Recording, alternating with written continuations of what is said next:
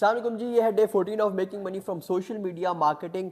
मैंने चैलेंज लिया था कि 30 दिन के अंदर मैंने सोशल मीडिया मार्केटिंग से 5 लाख रुपए बनाना है और ये उसका डे 14 है। और मुझे पता है ये वीडियो फिर 3 हफ्ते के गैप के बाद आ रही है, क्योंकि मैंने पिछली वीडियो में आपको रीज़न बता दिया था कि हमें अपने काम में हम लोग इतना ज़्यादा इंगेज होते हैं, इतना ज़्यादा बिजी होते हैं कि हमें डेली बेसिस पे टाइम नहीं मिलता। लेकिन जब भी टाइम मिलता है तो मैंने, क्योंकि ये सीरीज़ तो मैंने कंटिन्यू करनी है। आपको मज़े की बात बताऊं, सिर्फ 14 दिन के अंदर हमने सिर्फ इंटरनेट को यूज़ करके और लैपटॉप को यूज़ करके 4,16,000 समथिंग तक अर्न कर लिया हुआ है सिर्फ 14 दिन के अंदर। जो लोग ये मेरी वीडियो पहली बार देख रहे हैं वो जाके पीछे पूरी सीरीज़ फॉलो करें।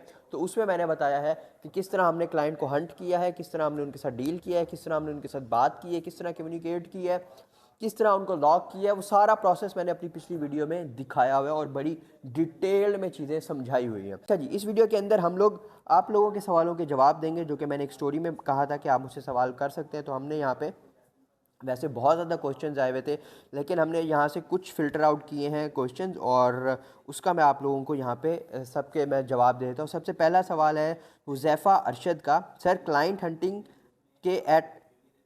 हंटिंग की टेक्निक शेयर करें। क्लाइंट हंटिंग की देखें हुज़ैफ़ा, क्लाइंट ना दो तरह से आता है आपके पास।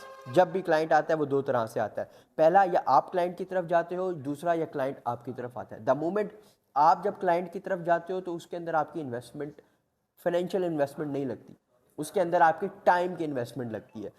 आप कहते हो कि क्लाइंट आपके पास चल कर आए तो उसके अंदर आपको इन्वेस्टमेंट करनी पड़ती है। वो इन्वेस्टमेंट आपको ब्रांडिंग पे करनी पड़ती है, वो इन्वेस्टमेंट आपको अपनी एडवर्टाइजमेंट और अपनी मार्केटिंग में करनी पड़ती है कि लोग आपसे खुद रीच आउट करें। तो ये दो टेक्निक्स है क्लाइंट्स लाने की, या आप जाते हो क्लाइंट्स की तरफ या क्लाइंट आपकी तरफ आते हैं।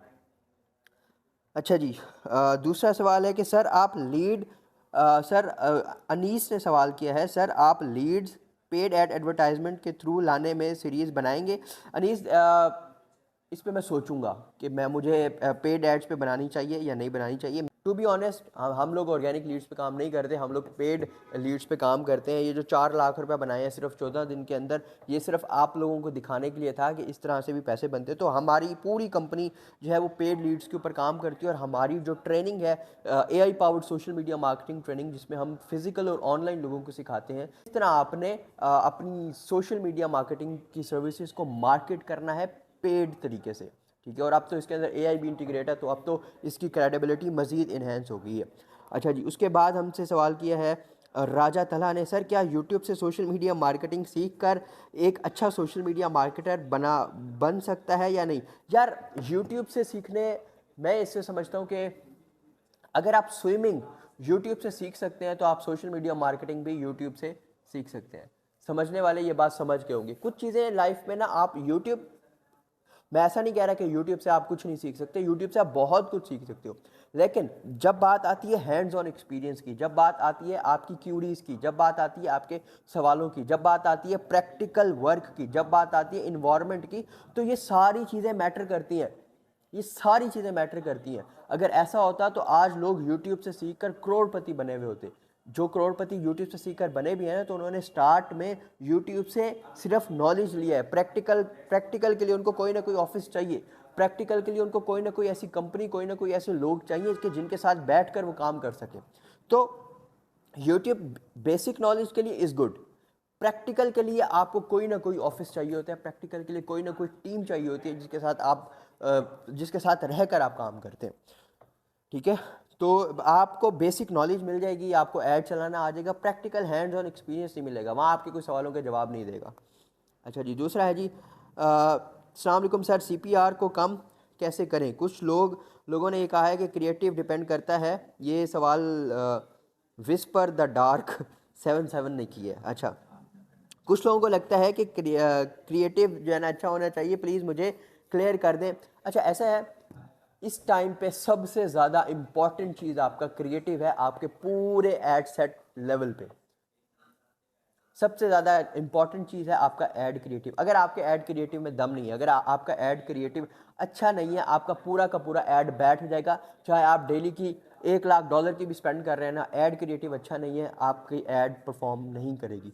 तो अपने ऐड क्रिएटिव के ऊपर ज़रूर काम करें। और AI को यूज़ करते हुए ऐड क्रिएटिव किस तरह से बनाया जाता है, ये हमारी सोशल मीडिया मार्केटिंग की AI ट्रेनिंग में आपको सिखाया भी जाता है। भाई क्लाइंट से जब आप जूम पर बात करते हो तो किस तरह से आप अपना प्लान शेयर करते हो? ये सवाल किया है आसिम ने। अच्छा जी, किस तरह से आप अपना प्लान शेयर करते हो और एक वीडियो रिकॉर्ड कर दें डायरेक्ट क्लाइंट की? आसिम, आप मेरी पिछली वीडियोस देखें तो उसके अंदर मैंने लाइव क्लाइंट से बात की हुई है, पूरी रिकॉर्डेड। आप वो सीरीज़ शुरू से फॉलो करें, उसके अंदर आपको डिटेल मिल जाएगी। मैं आपको बेसिक स्ट्रक्चर देता हूँ। सबसे पहले हम क्लाइंट की प्रॉब्लम को सुनते हैं, क्लाइंट्स की रिक्वायरमेंट समझते हैं, उसके बाद हम उनको प्रपोज करते हैं कि ये प्रॉब्लम आपकी किस तरह से हल हो जाएगी। ये बेसिक स्ट्रैटेजी है।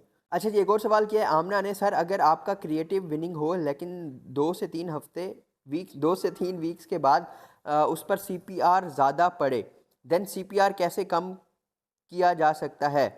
देखें, 2 से 3 हफ्ते के बाद अगर आपका CPR जो है वो ज़्यादा हो रहा है तो मेक श्योर करें कि आपका जो एड सेट लेवल है उसकी बजटिंग में प्रॉब्लम है। ठीक है, क्योंकि या आपकी ना अगर क्रिएटिव विनिंग है, कंटेंट में मसला हो सकता है। क्योंकि मेटा सिर्फ आप जज करता है आपका ऐड जो आप क्रिएटिव देते हैं और जो आप ऊपर कंटेंट लिखते हैं। कभी कभार ऐसा होता है कि हमने जो क्रिएटिव लगाया होता है बहुत मज़े का होता है, लेकिन जो ऊपर कंटेंट होता है, क्योंकि मेटा का एल्गोरिदम वो रीड करता है, तो कभी कभार हमारे उस कंटेंट की वजह से भी मेटा को प्रॉब्लम आ रही होती है आपका ऐड आपकी राइट ऑडियंस तक पहुंचाने में। तो इसके काफ़ी सारे वेरिएंट हो सकते हैं। बजट का इशू हो सकता है, आपकी टारगेटिंग में मसला हो सकता है, आपकी प्लेसमेंट्स में मसला हो सकता है, काफ़ी सारे फैक्टर्स होते हैं। तो जब तक ये CPR वाला CPC वाला मामला ना, जब तक देखा नहीं जाता ना प्रॉपर, तब तक मैं आपको कुछ नहीं सजेस्ट कर सकता इसके बारे में। बेसिक मैं आपको इसमें बता सकता हूँ आपका कमेंट देखकर कि आपके कंटेंट में मसला हो सकता है बजटिंग में मसला हो, तो इसके काफ़ी सारे वेरिएंट हैं। अच्छा जी, महद जाहिद ने अगला सवाल किया है। भाई, आपने जो अभी रियल स्टेट का क्लाइंट क्लोज किया 1 लाख का, उसमें से एड स्पेंड कितना लगाएंगे आप? अच्छा, ये बड़ा अच्छा सवाल है और ये काफ़ी ज़्यादा मुझसे लोगों ने पूछा था कि आप मिसाल के तौर पे अगर 1 लाख का आपने क्लाइंट किया तो इसमें हम लोग ना, हमारा जो मॉडल है ना वो 50-50 का मॉडल है। मिसाल के तौर पे अगर हमने उसे 1 लाख चार्ज किया है तो मंथ का हम 50,000 जो है उसका एड स्पेंड करेंगे और 50,000 हमारा होगा। तो इसके अंदर 50-50 का हमारा अभी तक ये जो सीरीज़ चल रही है, स्पेशली ये हर हमारी पूरी जो है ना वो क्लाइंट्स जो बेस हमारा काम है उस पर ऐसा ये चीज़ अप्लाई नहीं होती। हाँ, जो हमारी अभी सीरीज़ चल रही है जिसमें हम ऑर्गेनिकली लोगों को कनेक्ट कर रहे हैं, उसके अंदर हमने 50-50 का मॉडल रखा हुआ है। ठीक है। अच्छा जी, फिर अनीस ने सवाल किया, हुसैन भाई आप लीड्स को कॉल करते हो या व्हाट्सएप मैसेज करते हो? अनीस, स्टार्ट में हमने डायरेक्ट कॉलिंग की थी, ठीक है, लेकिन उसके बाद से हमने उनको स्पेसिफिक एक डेडिकेटेड हमने मैसेज भेजा उनको। ठीक है, हमने तकरीबन 200 से 300 लोगों को एक मैसेज भेजा, और वो ऐसा मैसेज था जिसके थ्रू हमें पता चल जाता था कि कितने लोग इंटरेस्टेड हैं, कितने लोग इंटरेस्टेड नहीं हैं। तो उस मैसेज के बाद ज़ाहिर है फिर हमारी उनके साथ कॉल पे बात होती थी, क्योंकि डायरेक्ट कॉल करना एक बंदा अपने मूड में बैठा है, उसको आप कॉल कर रहे हो, sir we will provide digital marketing service this and that, तो वो वहीं पे आपको कहेगा यार टाइम नहीं ज़ाया करो मेरा। जब हम उसको व्हाट्सएप पे मैसेज करते हैं, पूरा मैसेज वो पढ़ता है, उसके बाद वो हमें एक रिप्लाई मैसेज ज़रूर करता है, चाहे वो जो भी हो। ठीक है, वो हमें या मैसेज या इंटरेस्टेड का करेगा या नॉट इंटरेस्टेड का करेगा। ठीक है, उसके बाद हम फिर जब वो मैसेज एक बार कर देते हैं इंटरेस्टेड का, तो फिर हम उसको फॉलो अप कॉल्स करते हैं या फॉलो अप मैसेज करते हैं, तब हमारी उसके साथ कम्युनिकेशन स्टार्ट होती है। लेकिन वो जो मैसेज है ना वो बड़ा इंपॉर्टेंट है और वो आप सबको बहुत जल्द मिलेगा। सर, इंटरनेशनल क्लाइंट, ये सवाल हसनैन ने किया। सर, इंटरनेशनल क्लाइंट लॉक हो जाता है, उनकी पेमेंट भी आ जाती है, जब उसकी एड रन करते हैं तब रिजल्ट नहीं आते। ठीक है, 5 से 6 हज़ार भी डेली बजट लगाएं तो इसका कोई सोल्यूशन नहीं आता। हसनैन, सबसे बड़ी प्रॉब्लम है कि आपको काम नहीं आता। ठीक है, अगर आपके पास क्लाइंट भी लॉक हो जाता है और काम आ भी जाता है, आप उसकी स्पेंडिंग करते हैं, तो देखें ना, मैं आपको एक चीज़ समझाता हूँ। ऐड लगाना it's not a big deal. Add आप में से 90% लोग लगा लेते हैं। ऐड लगाना it's not a big deal. Ad strategy matter करती है, बजट स्ट्रैटेजी मैटर करती है। ठीक है, मेटा के एल्गोरिदम को समझ के जिस तरह काम किया जाता है वो चीज़ मैटर करती है। तो हो सकता है आपने ये काम यूट्यूब से सीखा हो, आपका एक तीर लग भी गया हो, आपने इंटरनेशनल क्लाइंट लॉग कर लिया, लेकिन अब काम नहीं आ रहा। हमारे ज़्यादातर लोगों का मसला ये भी है कि उनके पास क्लाइंट आ जाता है, काम नहीं आता करने। ठीक है, तो इसके लिए आप हमारी AI powered social media marketing training जो है वो ज्वाइन कर सकते हैं, जो कि 9 दिसंबर से शुरू हो रही है। इसके साथ और भी बहुत ज़्यादा सवाल है, लेकिन ये वीडियो बहुत ज़्यादा लंबी हो जाएगी, तो इन सवालों को साथ ही साथ हम कवर करते रहेंगे।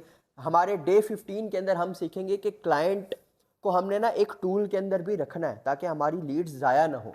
तो हम अगली वीडियो के अंदर सीखेंगे कि किस तरह से हम अपने CRM टूल को मैनेज कर सकते हैं, जिसमें हम क्लाइंट की कोटेशन भी बनाएं, जिसमें हम क्लाइंट की इनवॉइस भी बनाएं, उसी के अंदर, उसी एक ही सॉफ्टवेयर के अंदर हम लोग उसकी इनवॉइस बनाएं, उसकी कोटेशन बनाएं, उनकी लीड्स को मैनेज करें, और साथ ही साथ हम फॉलो अप मैसेज भी उसी सॉफ्टवेयर से कर सकते हैं। तो इंशाल्लाह मिलते हैं नेक्स्ट वीडियो में। अपना ख्याल रखिएगा। अल्लाह हाफिज़।